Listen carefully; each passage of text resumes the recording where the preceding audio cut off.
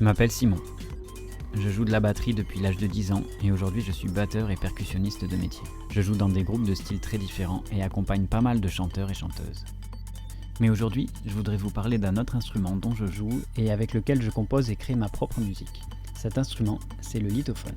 C'est un instrument fait avec des pierres. C'est une roche volcanique qu'on appelle la phonolite. Elle a des propriétés sonores incroyables proches du cristal, du verre ou encore du métal.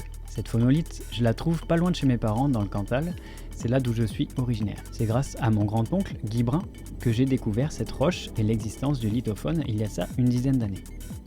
Guy est muséographe et à l'époque, il a en charge de créer un musée autour des pierres du Cantal.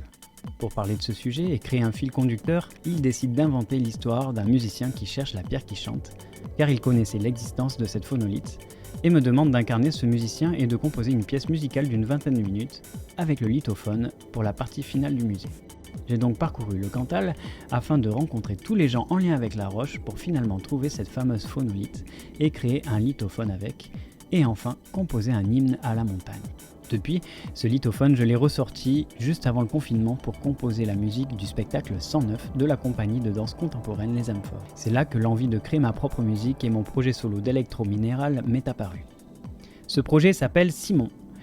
Oui, je sais, c'est mon nom, c'est facile, mais c'est aussi une ref au jeu Le Simon, qui est un jeu électronique avec des sons qui s'accumulent et qui se répètent et que l'on doit reproduire. C'est un peu ce qui se passe dans mes compos, alors j'ai trouvé ça drôle de faire ce parallèle. Mon premier clip, Kaléidoscope, sort au mois de mai. Ciao!